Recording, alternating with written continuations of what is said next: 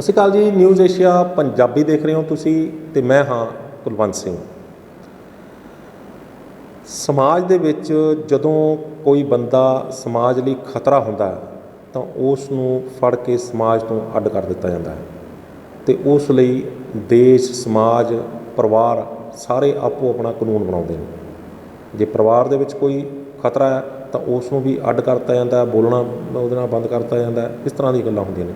ਸਮਾਜ ਦੇ ਵਿੱਚ ਵੀ ਇਸ ਤਰ੍ਹਾਂ ਦਾ ਹੁੰਦਾ ਹੈ ਅਤੇ ਦੇਸ਼ ਲਈ ਵੀ ਇਸ ਤਰ੍ਹਾਂ ਦਾ ਹੁੰਦਾ। ਕਾਨੂੰਨ ਜਿਹੜਾ ਉਹ ਕੀ ਹੈ, ਇਸ ਦੇ ਮਾਹਰ ਨੇ ਡਾਕਟਰ ਪਰਮਜੀਤ ਸਿੰਘ। ਇਹ ਗੁਰੂ ਗ੍ਰੰਥ ਸਾਹਿਬ ਵਰਲਡ ਯੂਨੀਵਰਸਿਟੀ ਦੇ ਵਿੱਚ ਅੰਦਰ ਹੈਡ ਆਫ ਦੀ ਡਿਪਾਰਟਮੈਂਟ ਨੇ ਉੱਥੇ। ਅਤੇ ਇਸ ਤੋਂ ਇਲਾਵਾ ਅੱਜ ਜਿਹੜਾ ਆਪਾਂ ਇਹਨਾਂ ਤੋਂ ਜਾਣਨ ਦੀ ਕੋਸ਼ਿਸ਼ ਕਰਦੇ ਹਾਂ ਉਹ ਇਹ ਹੈ ਕਿ ਸਮਾਜ ਜਿਹੜਾ ਉਹ ਟੁੱਟ ਕਿਉਂ ਰਿਹਾ, ਕਿਉਂ ਇਹਦੇ ਵਿੱਚ ਜਿਹੜੇ ਪਤੀ ਪਤਨੀ ਦੇ ਰਿਸ਼ਤੇ ਨੇ ਉਹਨਾਂ ਦੇ ਵਿੱਚ ਖੜੋਤ ਆ ਚੁੱਕੀ ਹੈ, ਤਲਾਕ ਕਿਉਂ ਵੱਧ ਰਹੇ ਨੇ, ਪਰਿਵਾਰ ਕਿਉਂ ਟੁੱਟ ਰਹੇ ਨੇ ਅਤੇ ਉਹਨਾਂ ਦੇ ਕੀ ਕਾਰਨ ਨੇ। ਕੋਈ ਵੇਲਾ ਸੀ ਅਸੀਂ 100 ਬੰਦਿਆਂ ਦਾ ਪਰਿਵਾਰ ਹੋਇਆ ਕਰਦਾ ਸੀ, ਅੱਜ ਅਸੀਂ 2 ਬੰਦੇ ਵੀ ਇਕੱਠੇ ਨਹੀਂ ਰਹਿ ਪਾ ਰਹੇ। ਇਹਦੇ ਪਿੱਛੇ ਦੇ ਕੀ ਕਾਰਨ ਨੇ, ਕੀ ਇਸ ਨੂੰ ਰੋਕਿਆ ਜਾ ਸਕਦਾ ਹੈ, ਅਤੇ ਜੇ ਰੋਕਿਆ ਜਾ ਸਕਦਾ ਤਾਂ ਉਹਦੇ ਲਈ ਸਾਨੂੰ ਕੀ ਕਰਨਾ ਪਵੇਗਾ, ਦੁਬਾਰਾ ਨਾ ਟੁੱਟੇ ਉਹਦੇ ਲਈ ਆਪਾਂ ਨੂੰ ਕੀ ਕਰਨਾ ਪਵੇਗਾ। ਡਾਕਟਰ ਸਾਹਿਬ, ਤੁਹਾਡਾ ਨਿਊਜ਼ ਏਸ਼ੀਆ ਪੰਜਾਬੀ 'ਤੇ ਬਹੁਤ ਬਹੁਤ ਸਵਾਗਤ। ਸ਼ੁਕਰੀਆ ਜੀ ਤੁਹਾਡਾ ਬਹੁਤ ਬਹੁਤ। ਤੁਸੀਂ ਇੱਥੇ ਮੈਨੂੰ ਸੱਦਿਆ ਅਤੇ ਆਪਣੇ ਓਪੀਨੀਅਨ ਦੱਸਣ ਦੇ ਬਾਰੇ ਦੱਸਿਆ। ਤੁਸੀਂ ਕਿਹਾ ਕਿ ਵੀ ਕਾਨੂੰਨ ਦਾ ਜਿਹੜਾ ਹੈਗਾ ਕਿ ਹੁਣ ਪਰਿਵਾਰ ਟੁੱਟ ਰਹੇ ਨੇ ਅਤੇ ਇਹਦਾ ਸੋਸ਼ਲ ਇੰਪਲੀਕੇਸ਼ਨਸ ਕੀ ਹੈਗਾ। ਜੀ ਜੀ, ਦੇਖੋ ਇਸ ਤਰ੍ਹਾਂ ਹੈ ਕਿ ਵੀ ਜਿਹੜਾ ਇੱਕ ਲਾਅ ਦੇ ਵਿੱਚ ਇੱਕ ਬਹੁਤ ਅਹਿਮ ਡਾਕਟਰੀਨ ਹੈ ਕਿ ਵੀ ignorance of law is no excuse. ਕਾਨੂੰਨ ਦੀ ਜਾਣਕਾਰੀ ਨਹੀਂ ਹੈਗੀ, ਇਹਦੇ ਕੋਈ ਬਹਾਨਾ ਨਹੀਂ ਹੈ। ਤੁਸੀਂ ਕੋਈ ਕਰਦੇ ਹੋ ਕਹੋ ਜੇ ਮੈਨੂੰ ਤਾਂ ਪਤਾ ਹੀ ਨਹੀਂ ਕਿ ਇਹ ਵੀ ਕੋਈ ਕਾਨੂੰਨ ਦੀ ਉਲੰਘਣਾ ਹੋ ਗਈ, ਇਹਦੇ ਕੋਈ ਮਾਫੀਨਾਮਾ ਨਹੀਂ ਹੈਗਾ। ਕਹਿਣ ਦਾ ਮਤਲਬ ਹੈ ਕਿ ਹਰੇਕ ਬੰਦੇ ਨੂੰ ਪਤਾ ਹੋਣਾ ਚਾਹੀਦਾ ਹੈ ਕਿ ਦੇਸ਼ ਦਾ ਕਿਹੜਾ ਕਾਨੂੰਨ ਹੈ। ਵੈਸੇ ਤਾਂ ਅਸੀਂ ਕਹਿੰਦੇ ਹਾਂ ਕਿ ਜਿਹੜਾ ਇੰਡੀਆ ਹੈਗਾ ਇਹ ਲੈਂਡ ਆਫ ਲੈਜਿਸਲੇਸ਼ਨਸ ਹੈ।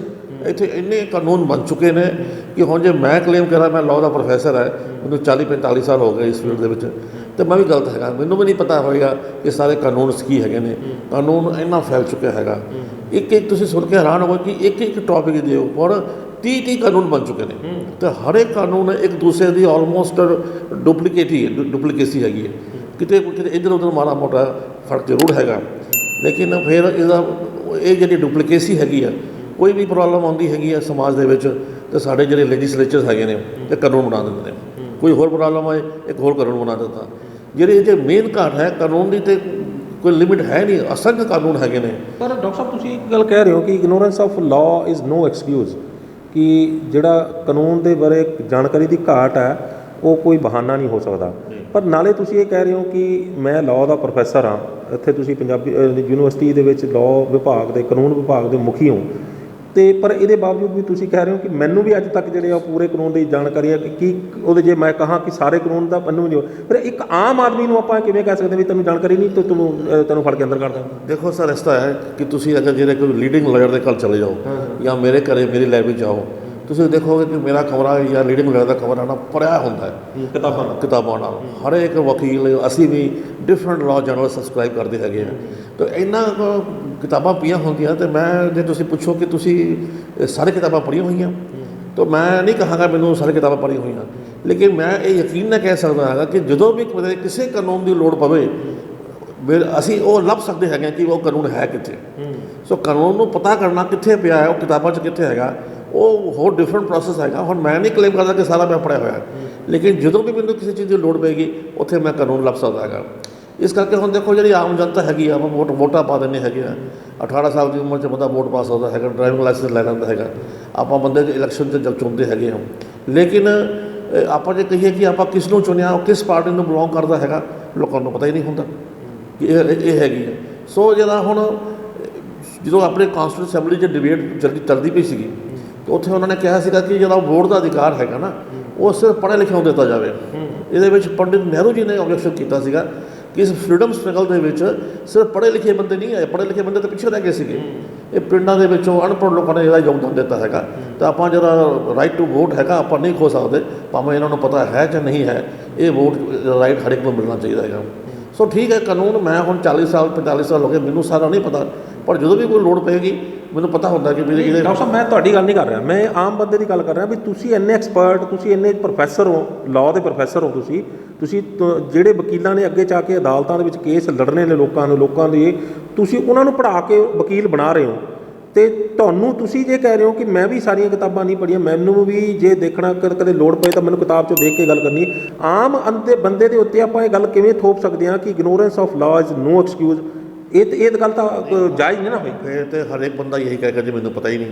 ਹੁਣ ਜੇ ਆਪਾਂ ਕੋਈ ਬਿਲਡਿੰਗ ਬਣਾਉਣੀ ਹੈਗੀ, ਬਿਲਡਿੰਗ ਲਾਜ਼ ਹੋਰ ਨੇ, ਆਪਾਂ ਕਿਤੇ ਸਫ਼ਰ ਕਰਨਾ ਹੈਗਾ, ਰੋਡ 'ਚ ਗੱਡੀ ਚਲਾਉਣੀ ਹੈਗੀਆਂ, ਆਪਣੇ ਹੁਣ ਇੰਡੀਆ ਵਿੱਚ ਲੈਫਟ ਸਾਈਡ ਚੱਲਦੇ ਨੇ, ਹੋਰ ਡਿਫਰੈਂਟ ਕੰਟਰੀ ਦੇ ਵਿੱਚ ਲੈਫਟ ਸਾਈਡ ਨਹੀਂ ਰਾਈਟ ਸਾਈਡ ਚੱਲਦੇ ਹੈਗੇ ਨੇ।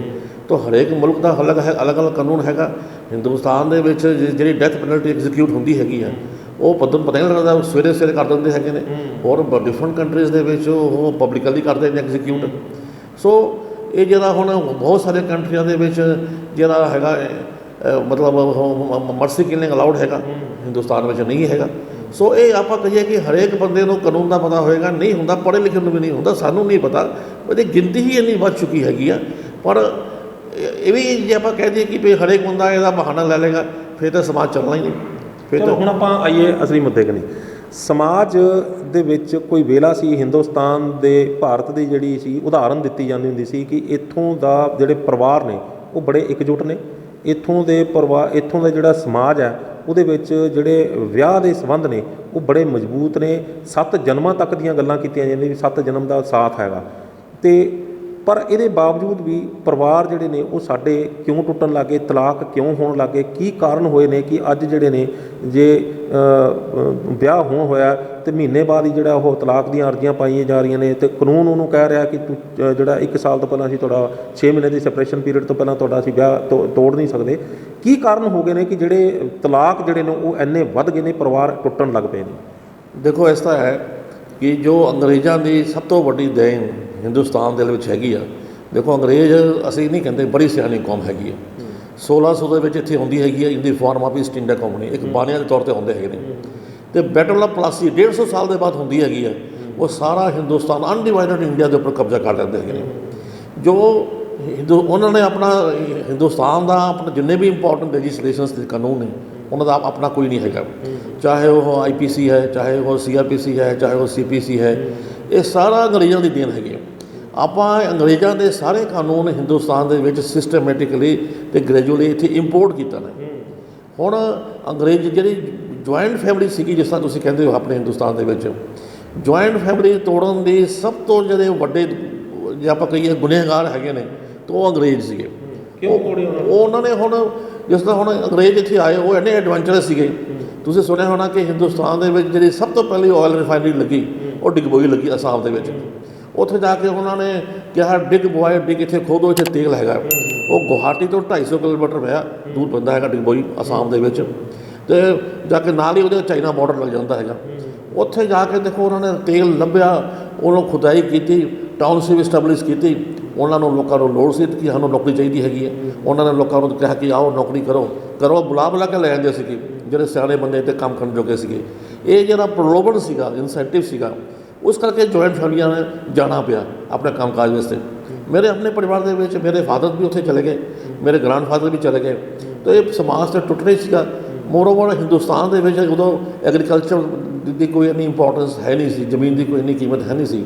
ਸੋ ਲੋਕ ਜੋ ਜੋਬ ਦੀ ਤਲਾਸ਼ 'ਚ ਚਲੇ ਗਏ ਡਿਫਰੈਂਟ ਪਲੇਸਿਸ ਦੇ ਵਿੱਚ ਜਾ ਕੇ ਉੱਥੇ ਸੈਟਲ ਹੋ ਗਏ, ਅਤੇ ਜਿਹੜੇ ਸਮਾਜ ਹੈ ਜੁਆਇੰਟ ਫੈਮਲੀਜ਼ ਹੈਗੀਆਂ ਉਹ ਟੁੱਟਣੀਆਂ ਸ਼ੁਰੂ ਹੋ ਗਈਆਂ। ਅਤੇ ਉਹ ਜੁਆਇੰਟ ਫੈਮਲੀ ਟੁੱਟਣ ਦਾ ਜਿਹੜਾ ਸਭ ਤੋਂ ਵੱਡਾ ਨੁਕਸਾਨ ਇਹ ਹੋਇਆ। ਪਹਿਲਾਂ ਮੈਨੂੰ ਯਾਦ ਹੈ ਕਿ ਪਿੰਡਾਂ ਦੇ ਵਿੱਚ ਕੋਈ ਵੀ ਲੜਕੀ ਚਾਹੇ ਕਿਸੇ ਦੀ ਬੇਟੀ ਹੈਗੀ ਹੈ, ਅਗਰ ਨੰਗੇ ਸਿਰ ਜਾ ਰਹੀ ਹੈਗੀ ਹੈ ਤਾਂ ਕੋਈ ਵੀ ਉਹਨੂੰ ਟੋਕ ਦਿੰਦਾ ਸੀਗਾ ਕਿ ਬੇਟਾ ਸਿਰ ਢੱਕ ਲਾ। ਹੁਣ ਕਿਸੇ ਨੂੰ ਪ੍ਰੋਵਾਈਡ ਨਾ ਕਿਸੇ ਕੋਲ ਟਾਈਮ ਹੈਗਾ, ਚਲੀ ਜਾ ਰਿਹਾ ਹੈਗਾ। ਸੋ ਜਿਹੜੇ ਜੁਆਇੰਟ ਫੈਮਿਲੀ ਦੇ ਟੁੱਟਣ ਦਾ ਸਭ ਤੋਂ ਵੱਡਾ ਅਸਰ ਇਹ ਹੋਇਆ ਕਿ ਜਿਹੜੇ ਐਥੀਕਲ ਵੈਲਿਊ ਸੀਗੇ, ਸਮਾਜਿਕ ਦੇ ਵੈਲਿਊ ਸੀਗੇ, ਉਹ ਖਤਮ ਹੋ ਗਏ।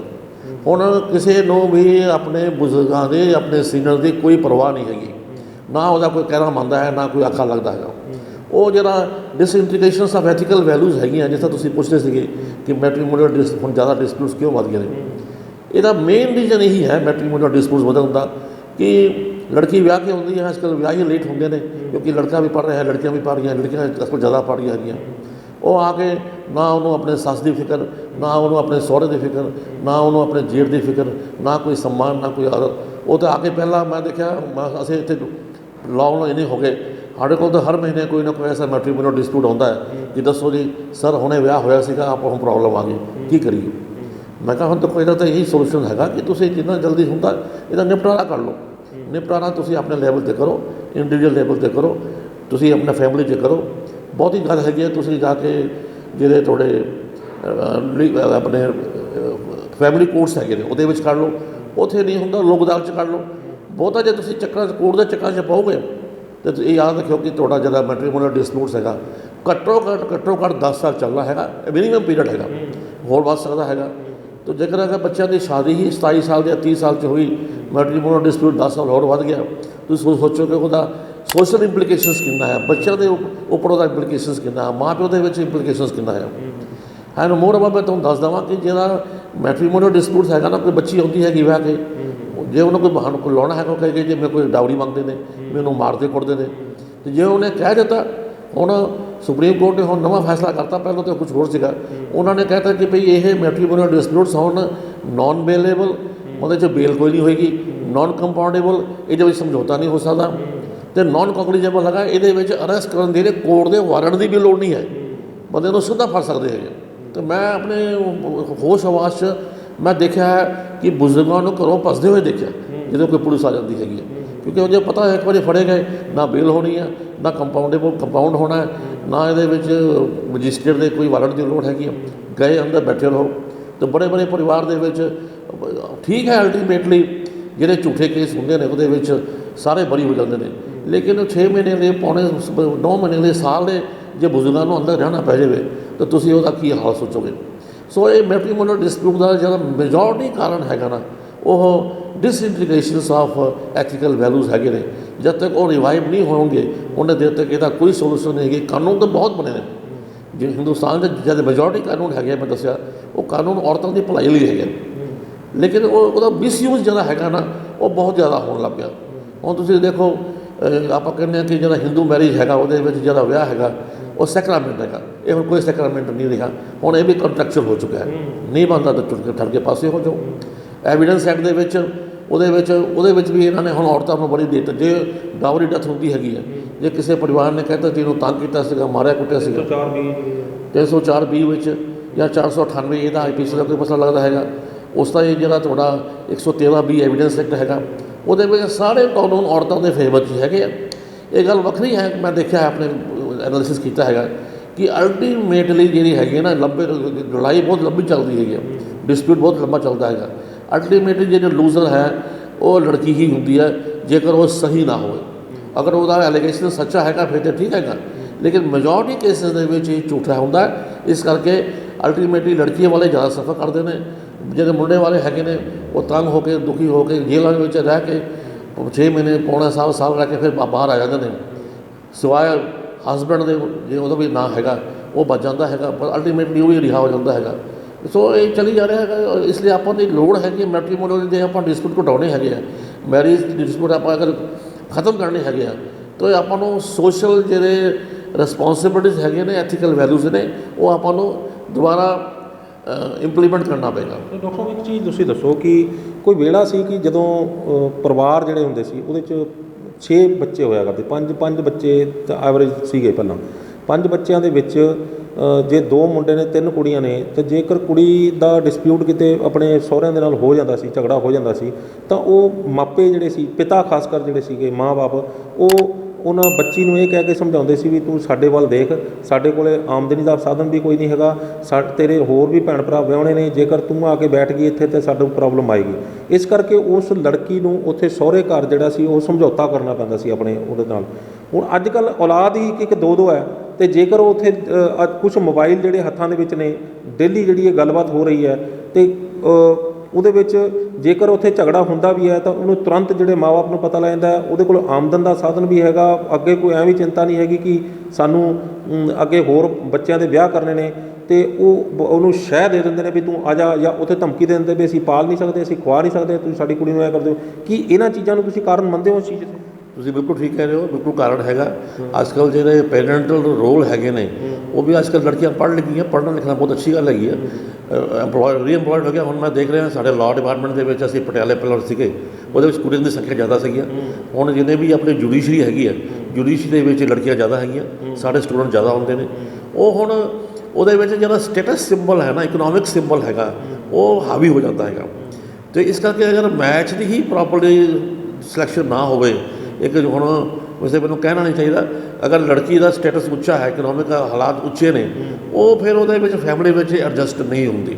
ਉਹਦੀ ਇਹੀ ਮਰਜ਼ੀ ਹੁੰਦੀ ਹੈ ਕਿ ਜਿੰਨੀ ਜਲਦੀ ਹੋਵੇ ਕਿ ਮੈਂ ਆਪਣੇ ਘਰ ਵਾਲੇ ਨੂੰ ਲੈ ਕੇ ਅੱਡ ਹੋ ਜਾਵਾਂ, ਮੈਂ ਨਹੀਂ ਰਹਿਣਾ ਇਸ ਜਗ੍ਹਾ ਦੇ ਵਿੱਚ। ਅਤੇ ਉਹਦੇ ਵਿੱਚ ਜਿਹੜੇ ਲੜਕੀ ਦੇ ਮਾਂ-ਬਾਪ ਵੀ ਹੈਗੇ ਨੇ, ਉਹ ਵੀ ਉਹਨਾਂ ਦਾ ਵੀ ਰੋਲ ਹੁੰਦਾ ਹੈਗਾ। ਉਹਨੂੰ ਸਮਝਾਉਣ ਦੇ ਬਜਾਏ ਪਹਿਲਾਂ ਤੁਸੀਂ ਦੇਖ ਸੁੱਕ ਕੇ ਵਿਆਹ ਕਰੋ। ਜਦੋਂ ਹੁਣ ਵਿਆਹ ਹੋ ਹੀ ਗਿਆ ਅਤੇ ਹੁਣ ਤੁਸੀਂ ਕਹੋ ਜੀ ਨਹੀਂ, ਲੜਕੀ ਨੂੰ ਅੱਡ ਕਰ ਦਿਓ, ਇਸ ਨੂੰ ਇਹਦੀ ਆਮਦਨ ਜੋ ਹੈਗਾ, ਇਹਨੂੰ ਘਰ ਵਾਲੇ ਦੀ ਪਰਵਾਹ ਹੀ ਨਹੀਂ ਹੈਗੀ ਹੈ। ਉਹ ਜਿਹੜਾ ਫੈਕਟਰ ਹੈਗਾ ਅੱਜ ਕੱਲ੍ਹ, ਇਕਨੋਮਿਕ ਫੈਕਟਰ ਹੈਗਾ, ਸੋਸ਼ਲ ਫੈਕਟਰ ਹੈਗਾ, ਸੋਸ਼ਲ ਸਟੇਟਸ ਹੈਗਾ, ਉਹ ਮੈਟਰੀਮੋਨੀਅਲ ਡਿਸਪਿਊਟ ਦੇ ਉੱਪਰ ਬਹੁਤ ਹਾਵੀ ਹੁੰਦਾ ਹੈ। ਇਸ ਕਰਕੇ ਮੇਰਾ ਖਿਆਲ ਹੈ ਕਿ ਪਹਿਲਾਂ ਹੀ ਵਿਆਹ ਹੋਣ ਤੋਂ ਪਹਿਲਾਂ ਹੀ ਇਹ ਦੇਖ ਲੈਣਾ ਚਾਹੀਦਾ ਹੈਗਾ ਕਿ ਭਵਿੱਖ ਦੇ ਵਿੱਚ ਇਹ ਆਏਗਾ। ਇਹਦੇ ਵਿੱਚ ਜਿਹੜੀ ਹੁਣ ਲੜਕੀ ਨੇ ਆਪਣੇ 20-25 ਸਾਲ ਆਪਣੇ ਪੇਰੈਂਟਸ ਦੇ ਘਰ 'ਚ ਬਿਤਾਏ ਨੇ, ਉੱਥੋਂ ਦੇ ਜਿਹੜੇ ਸੰਸਕਾਰ ਨੇ ਉਹ ਅਹਿਮ ਰੋਲ ਪਲੇ ਕਰਦੇ ਨੇ। ਜਿੱਥੇ ਸੰਸਕਾਰ ਅੱਛੇ ਨੇ ਫਿਰ ਤਾਂ ਕੋਈ ਡਰਨ ਵਾਲੀ ਗੱਲ ਨਹੀਂ। ਲੜਕੀ ਨੂੰ ਵੀ ਉਸੇ ਸੰਸਕਾਰ ਦੇ ਪਲੀ ਹੈਗੀ, 25-26 ਸਾਲ ਦੀ ਹੋਈ ਹੈਗੀ ਹੈ, ਉੱਥੇ ਤਾਂ ਕੋਈ ਪ੍ਰੋਬਲਮ ਨਹੀਂ ਆਉਂਦੀ।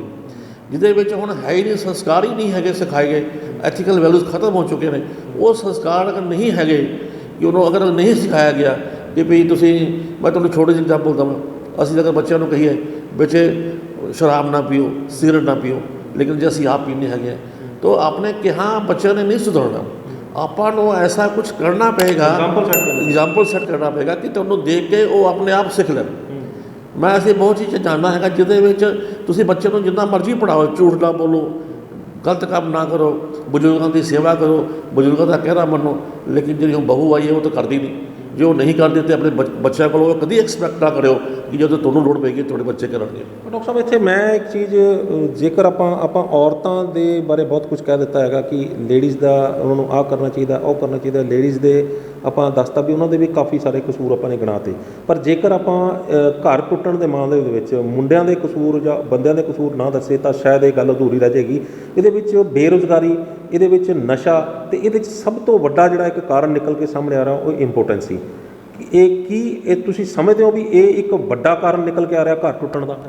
ਦੇਖੋ, ਜਿਹੜੀ ਇੰਪੋਰਟੈਂਸੀ ਹੈਗੀ ਹੈ, ਪਹਿਲਾਂ ਹੀ ਇੰਡੀਅਨ ਜਿਹੜਾ ਹਿੰਦੂ ਮੈਰਿਜ ਐਕਟ ਵਿੱਚ ਹੈਗਾ, ਇਹ ਗਰਾਊਂਡ ਫॉर ਡਾਈਵੋਰਸ ਹੈਗਾ। ਬਿਲਕੁਲ, ਜੇਕਰ ਇੰਪੋਰਟੈਂਸੀ ਹੈਗੀ ਹੈ, ਪਤਾ ਹੈ, ਅਤੇ ਛੁਟਕਾਰਾ ਲੈ ਲਓ, ਡਾਈਵੋਰਸ ਲੈ ਲਓ। ਵਿਆਹ ਤੋਂ ਬਾਅਦ ਹੋ ਜਾਂਦੀ ਫਿਰ ਤਾਂ ਕੋਈ ਹੋ ਨਹੀਂ ਹੈਗਾ ਨਾ। ਨਹੀਂ, ਵਿਆਹ ਤੋਂ ਬਾਅਦ ਹੀ ਪਤਾ ਲੱਗੇਗਾ ਇਹ ਬੱਚਾ ਇੰਪੋਰਟੈਂਟ ਹੈ ਕਿ ਨਹੀਂ, ਅਤੇ ਫਿਰ ਕੋਰਟ 'ਚ ਜਾ ਕੇ ਤਲਾਕ ਲੈ ਲਓ, ਗਰਾਊਂਡ ਹੈਗੀ ਆ।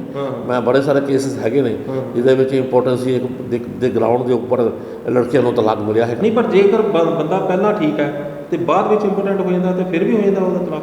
ਨਹੀਂ, ਉਹ ਫਿਰ ਉਹਦੇ ਵਿੱਚ ਡਿਪੈਂਡ ਕਰਦਾ ਹੈਗਾ ਕਿ ਭਈ ਜਿਸ ਤਰ੍ਹਾਂ ਹੁਣ ਕੋਈ ਬੱਚੇ ਪਹਿਲਾਂ ਹੋ ਚੁੱਕੇ ਨੇ, ਨਹੀਂ ਹੋਏ ਨੇ, ਅਗਰ ਬੱਚਾ ਕੋਈ ਨਹੀਂ ਹੋਇਆ, ਲੜਕੀ ਚਾਹੁੰਦੀ ਹੈਗਾ ਕਿ ਭਈ ਕੋਈ ਬੱਚਾ ਕੋਈ ਹੋਰ ਅਡਾਪਟ ਨਹੀਂ ਕਰਨਾ ਹੈਗਾ, ਲੜਕੀ ਰਹਿਣ ਨੂੰ ਤਿਆਰ ਨਹੀਂ ਹੈਗੀ ਹੈ, ਅਤੇ ਫਿਰ ਇੰਪੋਰਟੈਂਸੀ ਚਾਹੇ ਪਹਿਲਾਂ ਹੈ ਚਾਹੇ ਬਾਅਦ 'ਚ ਹੈ, ਗਰਾਊਂਡ 'ਤੇ ਹੈਗੀ ਹੈ। ਚਲੋ, ਇਹ 'ਚ ਕੋਈ ਬਣਾਈ ਨਹੀਂ। ਹਾਂਜੀ, ਦੂਜਾ ਕਾਰਨ ਜਿਹੜਾ ਨਸ਼ਾ ਵੀ ਹੈਗਾ।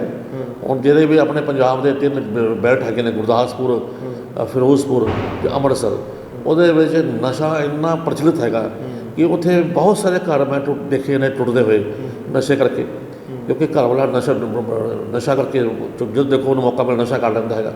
ਅਤੇ ਇਹ ਨਸ਼ਾ ਵੀ ਬਹੁਤ ਵੱਡਾ ਕਾਰਨ ਹੈਗਾ। ਇਸ ਤੋਂ ਵੀ ਆਪਾਂ ਨੂੰ ਇਜਾਜ਼ਤ ਮਿਲਣੀ ਚਾਹੀਦੀ ਹੈ, ਛੁਟਕਾਰਾ ਮਿਲਣੀ ਚਾਹੀਦੀ ਹੈਗੀ ਹੈ। ਦੇਖੋ, ਜਿਹੜੀ ਹੁਣ ਮੈਟਰੀਮੋਨੀਅਲ ਡਿਸਪਿਊਟ ਤੋਂ ਤੁਸੀਂ ਅਗਰ ਨਿਜਾਤ ਚਾਹੁੰਦੇ ਹੋ, ਛੁਟਕਾਰਾ ਚਾਹੁੰਦੇ ਹੈਗੇ, ਤਾਂ ਇਹਦੇ ਵਿੱਚ ਕੋਈ ਵੀ ਨਿੱਕੀ ਜਿਹੀ ਗਲਤੀ ਵੀ ਜਿਹੜੀ ਹੁੰਦੀ ਹੈ ਨਾ, ਉਹ ਡਾਈਵੋਰਸ ਦਾ ਕਾਰਨ ਬਣ ਜਾਂਦੀ ਹੈਗੀ ਹੈ। ਐਲੀਗੇਸ਼ਨ ਜੋ ਮਰਜ਼ੀ ਲੱਗੇ। ਸੋ ਆਪਾਂ ਨੂੰ ਬਹੁਤ ਹੀ ਸੈਂਸਿਟਿਵ ਇਸ਼ੂ ਹੈਗਾ ਮੈਟਰੀਮੋਨੀਅਲ। ਜਿਹੜੇ ਵਿਆਹ ਸ਼ਾਦੀ ਹੈਗੀ ਆ, ਜੇ ਆਪਾਂ ਨੇ ਉਹ ਕਹਿੰਦੇ ਆ ਕਿ 7 ਜਨਮਾਂ ਤੱਕ ਨਿਭਾਉਣੀ ਹੈਗੀ ਆ, ਉਹ ਤਾਂ ਹੀ ਨਿਭ ਸਕਦੀ ਹੈ ਕਿ ਜੇ ਤੁਸੀਂ ਤੁਹਾਡੇ ਵਿੱਚ ਸੰਸਕਾਰ ਹੋਣ, ਤੁਸੀਂ ਆਪਣੇ ਘਰ ਵਾਲੇ ਦਾ ਧਿਆਨ ਰੱਖੋ, ਉਹਦੇ ਸਾਰੀ ਇੱਛਾਵਾਂ ਪੂਰੀ ਕਰੋ, ਅਤੇ ਉਹ ਫਿਰ ਤਾਂ ਠੀਕ ਹੈਗਾ। ਉਹਦੇ ਪਰ ਕੋਈ ਕਰੂਅਲਟੀ ਨਾ ਹੋਵੇ, ਉਹਦੇ ਪਰ ਕੋਈ ਅਤਿਆਚਾਰ ਨਾ ਹੋਵੇ। ਕਰੂਅਲਟੀ ਸਿਰਫ ਇਹ ਨਹੀਂ ਹੈ ਕਿ ਬੰਦਾ ਮਾਰਦਾ ਕੁੱਟਦਾ ਹੈਗਾ, ਪੀ ਕੇ ਆ ਗਿਆ, ਉਹ ਵੀ ਕਰੂਅਲਟੀ ਹੈਗੀ ਹੈ। ਆ ਕੇ ਮਾਂ ਪਿਓ ਦਾ ਕਹਿਣਾ ਨਾ ਮੰਨਿਆ, ਉਹ ਵੀ ਕਰੂਅਲਟੀ ਹੈਗੀ ਹੈ। ਆ ਕੇ ਉਹਦੇ ਸਭ ਤੋਂ ਮਹਿਮਾਨਾਂ ਦੇ ਸਾਹਮਣੇ ਤੁਹਾਨੂੰ ਉਲਟਾ ਨੀਵਾਂ ਬੋਲਦੀ, ਉਹ ਵੀ ਕਰੂਅਲਟੀ ਹੈਗੀ ਹੈ। ਨਿਊਸੈਂਸ ਕ੍ਰੀਏਟ ਕਰਨਾ, ਉਹ ਵੀ ਕਰੂਅਲਟੀ ਹੈ। ਉਹ ਵੀ ਕਰੂਅਲਟੀ ਹੈਗੀ ਹੈ। ਸੋ ਕਰੂਅਲਟੀ ਕੋਈ ਫਿਜ਼ੀਕਲ ਨਹੀਂ ਹੈ, ਮੈਂਟਲ ਕਰੂਅਲਟੀ ਸਭ ਕੁਝ ਜ਼ਿਆਦਾ ਹੈ ਫਿਜ਼ੀਕਲ ਕਰੂਅਲਟੀ ਨਾਲ। ਫਿਜ਼ੀਕਲ ਕਰੂਅਲਟੀ 'ਤੇ ਜੇ ਇੱਕ ਵਾਰ ਮਾਰਦਾ ਕੁੱਟਦਾ ਲੜਕੀ ਸ਼ਾਇਦ ਭੁੱਲ ਜਾਵੇ। ਅੱਜ ਕੱਲ੍ਹ ਤਾਂ ਤੁਸੀਂ ਸੁਣ ਕੇ ਹੈਰਾਨ ਹੋ ਗਏ ਕਿ ਹੁਣ ਕ੍ਰੂਅਲਟੀ ਐਸੀ ਹੈਗੀ ਕਿ ਹੁਣ ਕ੍ਰੂਅਲਟੀ ਦਾ ਜਿਹੜਾ ਕਨਸੈਪਟ ਚੇਂਜ ਹੋ ਗਿਆ। ਹੁਣ ਹਸਬੈਂਡ ਦੇ ਉੱਪਰ, ਬੰਦਿਆਂ ਦੇ ਉੱਪਰ ਔਰਤਾਂ ਹਾਵੀ ਹੋ ਗਿਆ। ਤਾਂ ਐਸੇ ਬਹੁਤ ਸਾਰੇ ਸੰਗਠਨ ਬਣ ਗਏ ਜਿਹੜੇ ਉਹ ਆਪਣੇ ਬਚਾਅ ਦੇ ਲਈ ਵਾਈਫ ਦੇ ਉੱਪਰੋਂ, ਔਰਤਾਂ ਕੋਲੋਂ, ਜਿਹਨੂੰ ਆਪਾਂ ਕਹਿੰਦੇ ਕ੍ਰੂਅਲਟੀ ਅਗੇਨ ਹਸਬੈਂਡ, ਹੁਣ ਤਾਂ ਸਗੋਂ ਹਸਬੈਂਡ ਵਿਚਾਰੇ ਵੀ ਮਾਰ ਦਾ ਸ਼ਿਕਾਰ ਹੋਣ ਲੱਗ ਪਏ। ਹੁਣ ਤੁਹਾਡੇ ਸਾਰੇ ਫੈਮਿਲੀ ਮੈਂਬਰ ਬੈਠੇ ਨੇ ਅਤੇ ਤੁਹਾਡੀ ਵਾਈਫ ਆ ਕੇ ਕਹਿੰਦੀ ਹੈਗੀ ਕਿ ਭਈ ਆ ਕੇ ਨਾ ਕਿਸੇ ਸਤਿ ਸ਼੍ਰੀ ਅਕਾਲ ਬੁਲਾਵੇ, ਨਾ ਕਿਸੇ ਨੂੰ ਚਾਹ ਪਾਣੀ ਪੁੱਛੇ, ਉਹ ਵੀ ਹਸਬੈਂਡ ਵਾਸਤੇ ਕ੍ਰੂਅਲਟੀ ਹੈਗੀ ਹੈ। ਖਾਸ ਕਰਕੇ ਜਿਹੜਾ ਹਰਿਆਣਾ ਹੈਗੀ, ਹਰਿਆਣਾ ਵਿੱਚ ਤੁਹਾਡਾ ਅੰਬਾਲਾ ਹੈਗਾ, ਸੋਨੀਪਤ ਹੈਗਾ, ਪਾਣੀਪਤ ਹੈਗਾ। ਅਸੀਂ ਸਟੱਡੀ ਕੀਤੀ ਸੀ ਪਿੱਛੇ ਜਿਹੇ ਇੱਕ PhD ਦੇ ਵਿੱਚ। ਅਸੀਂ ਦੇਖ ਕੇ ਹੈਰਾਨ ਹੋ ਗਏ ਕਿ ਉਹਦੇ ਵਿੱਚ ਜਿਹੜੇ ਹਸਬੈਂਡ ਨੇ ਉਹ ਜ਼ਿਆਦਾ ਸਫਰਰ ਨੇ, ਔਰਤਾਂ ਜ਼ਿਆਦਾ ਆਪਣੇ ਹਸਬੈਂਡ ਨੂੰ ਦੇ ਉੱਪਰ ਹਾਵੀ ਨੇ, ਜ਼ਿਆਦਾ ਤੰਗ ਕਰਦੀਆਂ ਹੈਗੀਆਂ। ਤਾਂ ਉਹਨਾਂ ਨੇ ਉੱਥੇ ਆਪਣੇ ਸੰਗਠਨ ਬਣਾ ਲਏ ਨੇ ਕਿ ਅਸੀਂ ਇਹਨਾਂ ਕੋਲੋਂ ਕਿਸ ਤਰ੍ਹਾਂ ਬਚਾਅ ਕਰ ਸਕੀਏ। ਪਤਨੀ ਪੀੜਤ ਸੰਘ, ਹਾਂ, ਪਤਨੀ ਪੀੜਤ ਸੰਘ, ਉਹ ਜ਼ਿਆਦਾ ਹੋ ਚੁੱਕੇ ਨੇ। ਸੋ ਆਪਾਂ ਜੇ ਹੁਣ ਇਹ ਕਹੀਏ ਕਿ ਵੀ ਸਿਰਫ ਔਰਤਾਂ ਹੀ ਪੀੜਤ ਹੈਗੀਆਂ, ਇਹ ਕੋਈ ਸੱਚਾਈ ਨਹੀਂ ਹੈਗੀ। ਹੁਣ ਜਿਹੜੇ ਹਸਬੈਂਡਸ ਨੇ ਉਹ ਵੀ ਪੀੜਤ ਨੇ। ਦੋਨੋਂ ਪਾਸੇ ਜਿਹੜੇ ਪੀੜਤ ਦੀ ਸੰਖਿਆ ਨਾ ਹੁਣ ਵੱਧਦੀ ਜਾ ਰਹੀ ਹੈਗੀ ਹੈ। ਕਈ ਸਟੇਟਾਂ ਦੇ ਵਿੱਚ ਜਿਹੜੇ ਔਰਤਾਂ ਜ਼ਿਆਦਾ ਹਾਵੀ ਹੋ ਚੁੱਕੀਆਂ ਅਤੇ ਜਿਹੜੇ ਹਸਬੈਂਡ ਹੁਣ ਜਿਹੜੇ ਮਤਲਬ ਛੋਟੇ ਜਿਹੇ ਬੋਲਦਾ ਵਾਂ, ਵਿਆਹ ਦੇ ਦੌਰਾਨ ਅਗਰ ਔਰਤ ਦਾ ਕਿਸੇ ਹੋਰ ਨਾਲ ਕੋਈ ਰਿਲੇਸ਼ਨ ਚੱਲਦਾ ਪਿਆ, ਇਸ ਤੋਂ ਵੱਡੀ ਕ੍ਰੂਅਲਟੀ ਹਸਬੈਂਡ ਵਾਸਤੇ ਕੀ ਹੋਏਗੀ। ਔਰਤ ਹਸਬੈਂਡ ਦਾ ਕਹਿਣਾ ਨਾ ਮੰਨੇ, ਜੇਕਰ ਹੁਣ ਵਿਆਹ ਹੋ ਗਿਆ ਤਾਂ ਹੁਣ ਫਿਜ਼ੀਕਲ ਰਿਲੇਸ਼ਨਸ ਮੇਨਟੇਨ ਕਰਨਾ ਵੀ ਔਰਤ ਦਾ ਕੰਮ ਹੁੰਦਾ, ਨਾ ਕਰੇ, ਉਹ ਵੀ ਹਸਬੈਂਡ ਵਾਸਤੇ ਕ੍ਰੂਅਲਟੀ ਹੈਗੀ ਹੈ। ਸੇਮ ਹੀ ਜਿਹੜਾ ਉਹ ਲੇਡੀਜ਼ ਦੇ ਉੱਤੇ ਡਿਪੈਂਡ ਕਰਦਾ ਵੀ ਉਹ ਜੇ ਬੰਦਾ ਉਹ ਨਾ ਕਰੇ ਤਾਂ ਉਹਦੇ ਵਾਸਤੇ, ਹਾਂ ਸੇਮ ਹੈਗੀ। ਹਾਂ, ਦੋਨੋਂ ਪਾਸੇ ਹੈਗੇ ਨੇ। ਪਰ ਪਹਿਲਾਂ ਅਸੀਂ ਨਹੀਂ ਸੀ ਕਦੇ ਸੁਣਦੇ ਹੁੰਦੇ ਕਿ ਭਈ ਹਸਬੈਂਡ ਵੀ ਦੇ ਉੱਪਰ ਵੀ ਔਰਤਾਂ ਹਾਵੀਆਂ ਹੁੰਦੀਆਂ, ਪਰ ਹੁਣ ਹੋਣਾ ਸ਼ੁਰੂ ਹੋ ਚੁੱਕਿਆ ਹੈਗਾ। ਪਰ ਇੱਕ ਚੀਜ਼ ਡਾਕਟਰ ਸਾਹਿਬ ਇਹ ਦੱਸੋ ਕਿ ਤੁਸੀਂ ਇਹ ਗੱਲ ਦੱਸੀ ਵੀ ਹਰਿਆਣਾ ਦੀ ਕੁਝ ਬੈਲਟ ਹੈਗੀ ਹੈ ਜਿੱਥੇ ਜਿਹੜਾ ਇਹ ਔਰਤਾਂ ਜ਼ਿਆਦਾ ਹਾਵੀ ਨੇ। ਨਾਲ ਆਪਾਂ ਇੱਕ ਗੱਲ ਕੀਤੀ ਹੈ ਕਿ ਔਰਤਾਂ ਪੜ੍ਹ ਲਿਖ ਗਈਆਂ, ਔਰਤਾਂ ਇਕਨੋਮਿਕਲੀ ਜਿਹੜੀਆਂ ਸਟਰੋਂਗ ਹੋ ਗਈਆਂ, ਉਹਦੇ ਕਰਕੇ ਜਿਹੜਾ ਇਹ ਕਾਰਨ ਬਣਿਆ ਕਿ ਇਹ ਹਾਵੀ ਹੋ ਗਈ। ਪਰ ਉਸ ਬੈਲਟ ਦੇ ਵਿੱਚ, ਹਰਿਆਣੇ ਦੇ ਵਿੱਚ, ਆਪਾਂ ਇਹ ਨਹੀਂ ਕਹਿ ਸਕਦੇ ਵੀ ਇੰਨਾ ਜ਼ਿਆਦਾ ਪੜ੍ਹ ਗਈਆਂ, ਇੰਨਾ ਜ਼ਿਆਦਾ ਉਹਨਾਂ ਕੋਲ ਇਕਨੋਮਿਕਲੀ ਸਟਰੋਂਗ ਹੋ ਗਈਆਂ ਤਾਂ ਉਹ ਹੋ ਗਈਆਂ। ਅਸੀਂ ਇੱਕ ਇੰਪੀਰੀਕਲ ਸਟੱਡੀ ਕੀਤੀ ਸੀਗੀ। ਅਸੀਂ ਦੇਖਿਆ ਉਹਦੇ ਵਿੱਚ ਇਕਨੋਮਿਕ ਫੈਕਟਰ ਨੇ ਬਹੁਤ ਵੱਡਾ ਰੋਲ ਪਲੇ ਕੀਤਾ ਹੈਗਾ, ਐਜੂਕੇਸ਼ਨ ਨੇ ਬਹੁਤ ਵੱਡਾ ਰੋਲ ਪਲੇ ਕੀਤਾ। ਅਸੀਂ ਚਾਹੁੰਦੇ ਹਾਂ ਕਿ ਬੱਚੀਆਂ ਪੜ੍ਹ ਜਾਣ। ਜਿਸ ਤਰ੍ਹਾਂ ਹਰਿਆਣੇ 'ਚ ਬੇਟੀ ਪੜ੍ਹਾਓ ਉਹਦਾ ਸਲੋਗਨ ਹੈਗਾ, ਬੇਟੀ ਬਚਾਓ ਬੇਟੀ ਬਚਾਓ। ਠੀਕ ਹੈ, ਅੱਛੀ ਗੱਲ ਹੈ, ਪੰਜਾਬ 'ਚ ਵੀ ਹੈਗਾ। ਲੇਕਿਨ ਹੁਣ ਉਹਦੇ ਵਿੱਚ ਜਿਹੜੇ ਅਸੀਂ ਸਟੱਡੀ ਕੀਤੀ ਹੈ, ਜਿਹੜੀਆਂ ਫੈਮਿਲੀਜ਼ ਦੇ ਵਿੱਚ ਹਸਬੈਂਡ ਸਫਰ ਹੋਏ ਨੇ, ਉਹਦੇ ਵਿੱਚ ਅਸੀਂ ਦੇਖਿਆ ਹੈਗਾ ਕਿ ਮੈਜੋਰਟੀ ਕੇਸਿਸ ਦੇ ਵਿੱਚ ਇਕਨੋਮਿਕਲੀ ਅਤੇ ਸਟੇਟਸ ਵਾਈਜ਼ ਵਾਈਫ ਜ਼ਿਆਦਾ ਹਾਵੀ ਸੀਗੀ। ਨਹੀਂ, ਕੀ ਇਹ ਆਪਾਂ ਇਹਨੂੰ ਬਦਲਾਅ ਮੰਨੀਏ ਕਿ ਜਿਹੜੀ ਸਦੀਆਂ ਤੋਂ ਔਰਤ ਦਬੀ ਆ ਰਹੀ ਸੀ ਉਹ ਹੁਣ ਬੰਦੇ ਨੂੰ ਦਬਾਉਣ ਚੱਲੀ ਹੈ? ਹਾਂ, ਇਹ ਚੇਂਜ ਹੀ ਹੈ, ਇਹ ਚੇਂਜ ਹੀ ਹੈਗਾ। ਇਸ ਕਰਕੇ ਹੁਣ ਆਪਾਂ ਨੂੰ ਵਿਆਹ ਤੋਂ ਪਹਿਲਾਂ ਹੀ ਸਾਰਾ ਕੁਝ ਇਹਦਾ ਤੈਅ ਕਰਨਾ ਪਏਗਾ ਕਿ ਭਈ ਦੇਖਣਾ ਪਏਗਾ।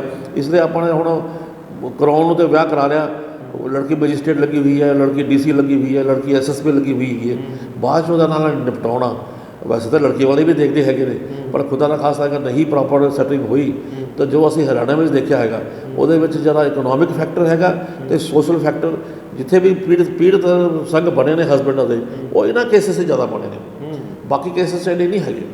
ਸੋ ਇਹ ਸਿਸਟਮ ਚੱਲਿਆ ਆ ਰਿਹਾ ਹੈਗਾ। ਪਤਾ ਨਹੀਂ ਹੁਣ ਇਹਦਾ ਅੰਤ ਤਾਂ ਇਹੀ ਹੈਗਾ ਕਿ ਇੱਕ ਮਿੰਟ ਤੋਂ ਇੱਕ ਹੀ ਲੱਗਦਾ ਹੈਗਾ। ਬਾਰ-ਬਾਰ ਕਹਾ ਕਿ ਕਾਨੂੰਨ ਜਿੰਨੇ ਮਰਜ਼ੀ ਬਣਾ ਲਓ, ਇੱਕ ਤਾਂ ਕਾਨੂੰਨ ਦੀ ਪ੍ਰੋਪਰ ਇੰਪਲੀਮੈਂਟੇਸ਼ਨ ਨਹੀਂ ਹੁੰਦੀ। ਦੂਸਰਾ, ਜਦ ਤੱਕ ਤੁਹਾਡੇ ਮਤਲਬ ਇਹ ਐਥੀਕਲ ਵੈਲਿਊਜ਼, ਸੰਸਕਾਰ ਜੇਕਰ ਆਪਾਂ ਨੂੰ ਰਿਵਾਈਵ ਨਹੀਂ ਕਰਾਂਗੇ, ਇਹ ਤਾਂ ਚੱਲਦੀ ਰਹੇਗਾ। ਇਹਦਾ ਕੋਈ ਅੰਤ ਨਹੀਂ। ਕਾਨੂੰਨ ਚਾਹੇ ਜਿੰਨੇ ਮਰਜ਼ੀ ਬਣਾ ਲਓ, ਇਹਦਾ ਕੋਈ ਅੰਤ ਨਹੀਂ ਹੈ। ਸੋ ਆਪਾਂ ਨੂੰ ਬੱਚਿਆਂ ਨੂੰ, ਲੜਕਿਆਂ ਨੂੰ ਸੰਸਕਾਰ ਹੀ ਦੁਬਾਰਾ ਰਿਵਾਈਵ ਕਰਾਉਣੇ ਪੈਣਗੇ। ਹੁਣ ਮੈਂ ਇੱਥੇ ਹੈਗਾ ਅਤੇ ਜੇ ਮੈਂ ਹੀ ਗਲਤ ਕੰਮ ਕਰਾਂਗਾ, ਮੈਂ ਹੀ ਨਹੀਂ ਬਹੂਆਂ ਨੂੰ ਬੇਟੀ ਸਮਝਾਂਗਾ ਜਾਂ ਆਪਣੇ, ਫਿਰ ਤਾਂ ਸਿਸਟਮ ਚੱਲਦਾ ਹੀ ਰਹੇਗਾ। ਡਾਕਟਰ ਸਾਹਿਬ, ਤੁਸੀਂ ਗੱਲ ਕੀਤੀ ਹੈ ਕਿ ਲੇਡੀਜ਼ ਔਰਤ ਪੀੜਤ ਸੰਘ ਵੀ ਬਣਿਆ ਹੋਇਆ ਅਤੇ ਪਤਨੀ ਪੀੜਤ ਸੰਘ ਵੀ ਬਣਿਆ ਹੋਇਆ। ਇਹਦੇ ਵਿੱਚ ਮੈਨੂੰ ਹੁਣ ਦੱਸੋ ਵੀ ਦੋਨਾਂ ਦੇ ਵਿੱਚੋਂ ਰੇਸ਼ੋ ਜਿਹੜੀ ਆ ਉਹ ਕਿਹਦੀ ਵੱਧ ਹੈ? ਪਤੀ ਜ਼ਿਆਦਾ ਪੀੜਤ ਹੋ ਰਹੇ ਨੇ ਕਿ ਪਤਨੀਆਂ ਜ਼ਿਆਦਾ ਪੀੜਤ ਹੋ ਰਹੀਆਂ ਨੇ? ਇਹ ਜਗ੍ਹਾ ਤੋਂ ਡਿਪੈਂਡ ਕਰਦਾ ਹੈ। ਜਿਸ ਤਰ੍ਹਾਂ ਆਪਾਂ ਇੱਕ ਸਟੱਡੀ ਬਾਬਾ ਬੈਡ ਦੀ ਵੀ ਕੀਤੀ ਸੀਗੀ, ਉਧਰ ਬਠਿੰਡਾ ਸਾਈਡ ਦੀ, ਉਹਦੇ ਵਿੱਚ ਵੀ ਆਪਾਂ ਦੇਖਿਆ ਸੀਗਾ, ਉਹਦੇ ਵਿੱਚ ਜਿਹੜੇ ਸੀਗੇ ਔਰਤਾਂ ਜ਼ਿਆਦਾ ਪੀੜਤ ਸੀਗੀਆਂ। ਅੱਛਾ। ਤਾਂ ਇਹ ਡਿਪੈਂਡ ਕਰਦਾ ਹੈਗਾ। ਜਿਹੜੇ ਤੇ ਹੁਣ ਕੁਝ ਕਮ ਪੜ੍ਹੇ ਲਿਖੇ ਨੇ, ਲੈਸ ਡਿਵੈਲਪ ਨੇ, ਗੁਰਦਾਸਪੁਰ ਦੇ ਵਿੱਚ ਵੀ ਔਰਤਾਂ ਹੀ ਜ਼ਿਆਦਾ ਪੀੜਤ ਨੇ। ਉਧਰ ਤੁਸੀਂ ਕਾਰਨ ਨਿਕਲ ਕੇ ਸਾਹਮਣੇ ਆ ਰਿਹਾ ਪੀੜਤ ਔਰਤਾਂ ਦੇ।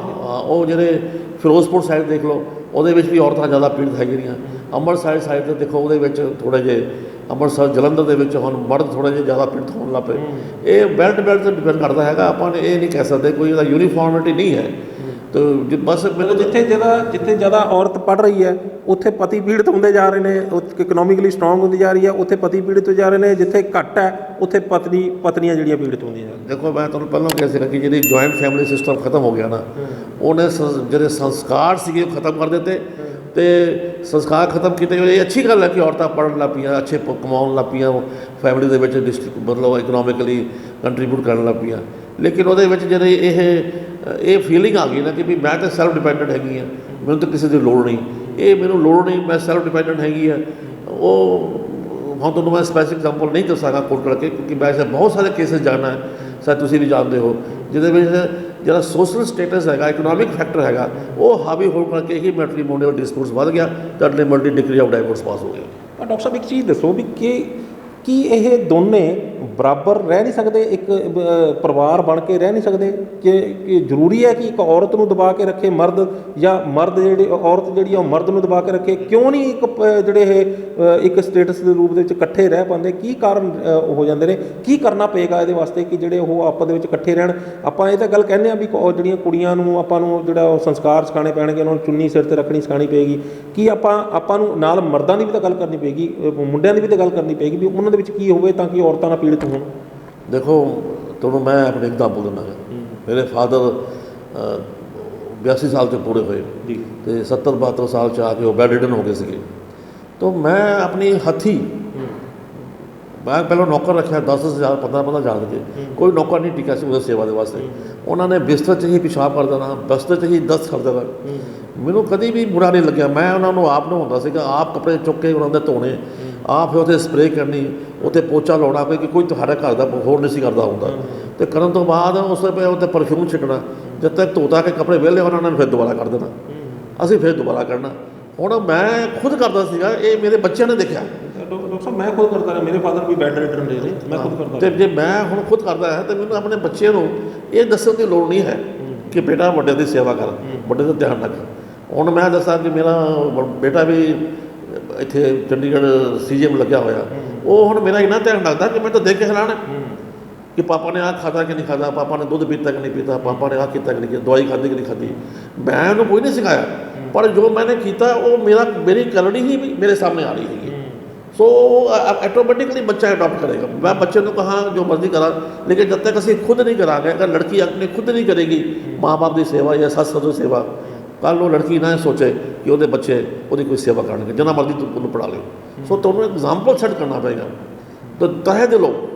ਯਾਨੀ ਕਿ ਜੇਕਰ ਮਰਦ ਇਹ ਚਾਹੁੰਦਾ ਹੈ ਕਿ ਇਹ ਮੇਰੇ ਮਾਂ-ਬਾਪ ਦੀ ਸੇਵਾ ਕਰੇ, ਮੇਰੀ ਮਾਂ-ਬਾਪ ਦੀ ਇੱਜ਼ਤ ਕਰੇ ਲੜਕੀ, ਤਾਂ ਲੜਕੀ ਦੇ ਮਾਂ-ਬਾਪ ਨੂੰ ਦੀ ਇੱਜ਼ਤ ਅਤੇ ਸੇਵਾ ਜਿਹੜੀ ਆ ਮਰਦ ਨੂੰ ਵੀ ਕਰਨੀ ਪਏਗੀ, ਤਾਂ ਜਿਹੜੀ ਉਹ ਉਹਨਾਂ ਨੂੰ ਰਿਸਪੈਕਟ ਕਰਨੀ ਮਿਲੇਗੀ ਅੰਦਰੋਂ। ਮਤਲਬ ਉਹਨੂੰ ਦੱਸਣਾ ਪਏਗਾ।